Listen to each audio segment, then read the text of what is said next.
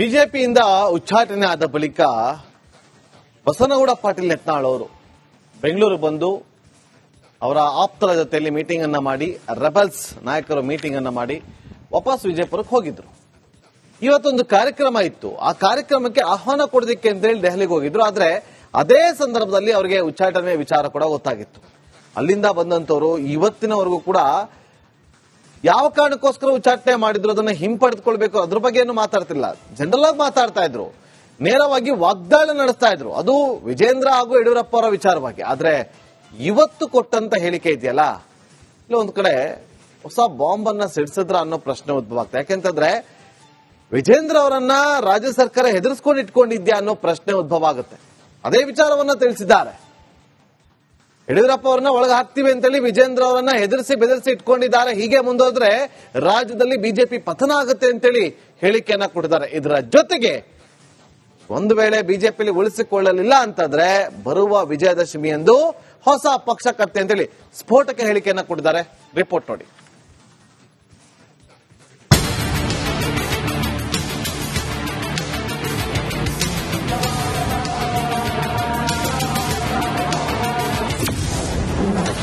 ಬಿಜೆಪಿಗೆ ಸೆಡ್ಡು ಹೊಡೆದ ಹಿಂದೂ ಹುಲಿ. ವಿಜಯದಶಮಿಗೆ ಯತ್ನಾಳ್ ಹೊಸ ಪಕ್ಷ.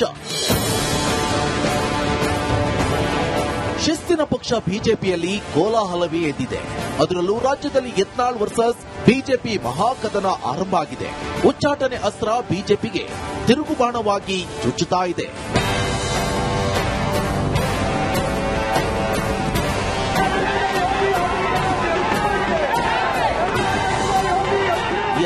ಬಿಜೆಪಿಯಿಂದ ಉಚ್ಚಾಟನೆಗೊಂಡಿರುವ ಶಾಸಕ ಯತ್ನಾಳ್ ನಿನ್ನೆಯಂತೆ ಇಂದು ಕೂಡ ಬಿಎಸ್ವೈ ಹಾಗೂ ವಿಜೇಂದ್ರ ವಿರುದ್ಧ ಗುಡುಗಿದ್ದಾರೆ. ಅಲ್ಲದೆ ಬಿಜೆಪಿ ವಿರುದ್ಧ ಹೊಸ ಪಕ್ಷ ಕಟ್ಟೋದಾಗಿ ಮುಹೂರ್ತವನ್ನು ಹೇಳಿದ್ದಾರೆ. ಯತ್ನಾಳ್ ಸಿಡಿಗುಂಡು. ಒಂದು, ವಿಜಯದಶಮಿಯಂದು ಹೊಸ ಪಕ್ಷ. ಇದು ಜನಾಭಿಪ್ರಾಯ.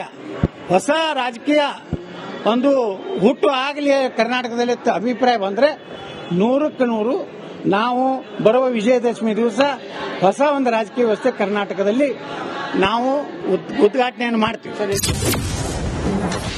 ಯತ್ನಾಳ್ ಸಿಡಿಗುಂಡು 2, ಹೊಸ ಪಕ್ಷಕ್ಕೆ ದೇಣಿಗೆ ನೀಡಲು ಜನ ಸಿದ್ಧ.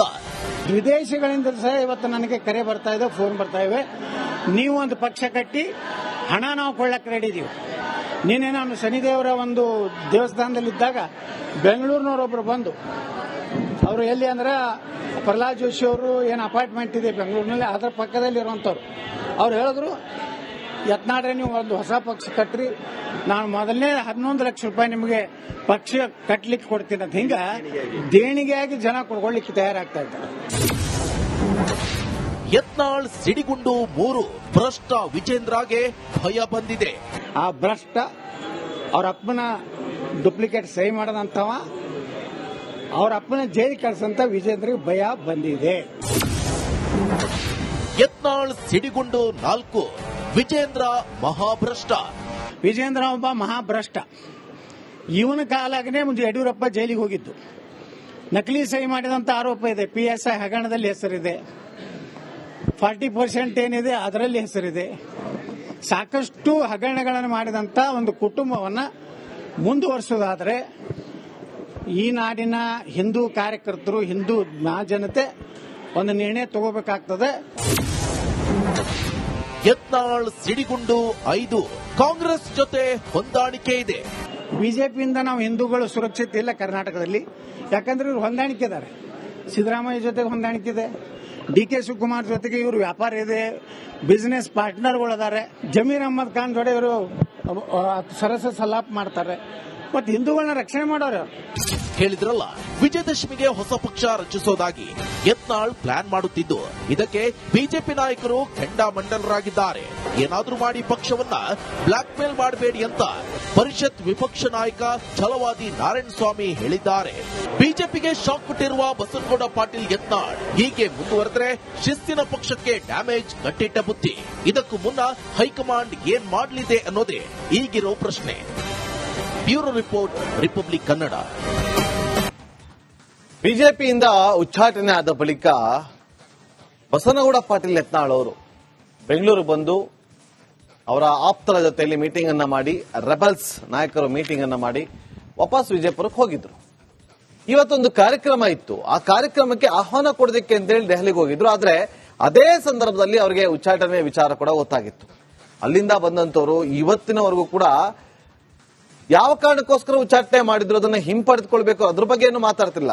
ಜನರಲ್ ಆಗಿ ಮಾತಾಡ್ತಾ ಇದ್ರು, ನೇರವಾಗಿ ವಾಗ್ದಾಳಿ ನಡೆಸ್ತಾ ಇದ್ರು. ಅದು ವಿಜೇಂದ್ರ ಹಾಗೂ ಯಡಿಯೂರಪ್ಪ ಅವರ ವಿಚಾರವಾಗಿ. ಆದ್ರೆ ಇವತ್ತು ಕೊಟ್ಟಂತ ಹೇಳಿಕೆ ಇದೆಯಲ್ಲ, ಇಲ್ಲಿ ಒಂದ್ ಕಡೆ ಹೊಸ ಬಾಂಬ್ ಅನ್ನ ಸಿಡಿಸಿದ್ರ ಅನ್ನೋ ಪ್ರಶ್ನೆ ಉದ್ಭವ ಆಗ್ತದೆ. ಯಾಕೆಂತಂದ್ರೆ ವಿಜೇಂದ್ರ ಅವರನ್ನ ರಾಜ್ಯ ಸರ್ಕಾರ ಹೆದರ್ಸ್ಕೊಂಡು ಇಟ್ಕೊಂಡಿದ್ಯಾ ಅನ್ನೋ ಪ್ರಶ್ನೆ ಉದ್ಭವ ಆಗುತ್ತೆ. ಅದೇ ವಿಚಾರವನ್ನ ತಿಳಿಸಿದ್ದಾರೆ. ಯಡಿಯೂರಪ್ಪ ಅವರನ್ನ ಒಳಗೆ ಹಾಕ್ತಿವಿ ಅಂತೇಳಿ ವಿಜೇಂದ್ರ ಅವರನ್ನ ಹೆದರಿಸಿ ಬೆದರಿಸಿ ಇಟ್ಕೊಂಡಿದ್ದಾರೆ. ಹೀಗೆ ಮುಂದೋದ್ರೆ ರಾಜ್ಯದಲ್ಲಿ ಬಿಜೆಪಿ ಪತನ ಆಗುತ್ತೆ ಅಂತೇಳಿ ಹೇಳಿಕೆಯನ್ನ ಕೊಟ್ಟಿದ್ದಾರೆ. ಇದರ ಜೊತೆಗೆ ಒಂದು ವೇಳೆ ಬಿಜೆಪಿಯಲ್ಲಿ ಉಳಿಸಿಕೊಳ್ಳಲಿಲ್ಲ ಅಂತಂದ್ರೆ ಬರುವ ವಿಜಯದಶಮಿ ಎಂದು ಹೊಸ ಪಕ್ಷ ಕಟ್ತೆ ಅಂತೇಳಿ ಸ್ಫೋಟಕ ಹೇಳಿಕೆಯನ್ನ ಕೊಟ್ಟಿದ್ದಾರೆ. ರಿಪೋರ್ಟ್ ನೋಡಿ.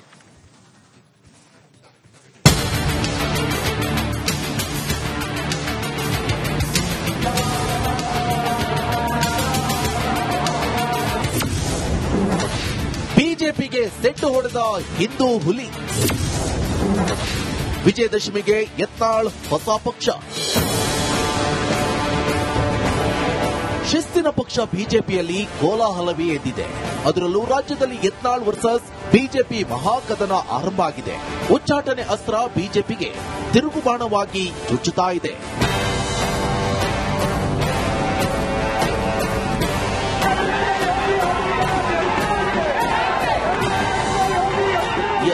ಬಿಜೆಪಿಯಿಂದ ಉಚ್ಚಾಟನೆಗೊಂಡಿರುವ ಶಾಸಕ ಯತ್ನಾಳ್ ನಿನ್ನೆಯಂತೆ ಇಂದು ಕೂಡ ಬಿಎಸ್ವೈ ಹಾಗೂ ವಿಜೇಂದ್ರ ವಿರುದ್ಧ ಗುಡುಗಿದ್ದಾರೆ. ಅಲ್ಲದೆ ಬಿಜೆಪಿ ವಿರುದ್ಧ ಹೊಸ ಪಕ್ಷ ಕಟ್ಟೋದಾಗಿ ಮುಹೂರ್ತವನ್ನು ಹೇಳಿದ್ದಾರೆ. ಯತ್ನಾಳ್ ಸಿಡಿಗುಂಡು. ಒಂದು, ವಿಜಯದಶಮಿಯಂದು ಹೊಸ ಪಕ್ಷ. ಇದು ಜನಾಭಿಪ್ರಾಯ. ಹೊಸ ರಾಜಕೀಯ ಒಂದು ಹುಟ್ಟು ಆಗಲಿ ಕರ್ನಾಟಕದಲ್ಲಿ ಅಭಿಪ್ರಾಯ ಬಂದ್ರೆ 100ಕ್ಕೆ 100 ನಾವು ಬರುವ ವಿಜಯದಶಮಿ ದಿವಸ ಹೊಸ ಒಂದು ರಾಜಕೀಯ ವ್ಯವಸ್ಥೆ ಕರ್ನಾಟಕದಲ್ಲಿ ನಾವು ಉದ್ಘಾಟನೆಯನ್ನು ಮಾಡ್ತೀವಿ. ಯತ್ನಾಳ್ ಸಿಡಿಗುಂಡು 2, ಹೊಸ ಪಕ್ಷಕ್ಕೆ ದೇಣಿಗೆ ನೀಡಲು ಜನ ಸಿದ್ಧ.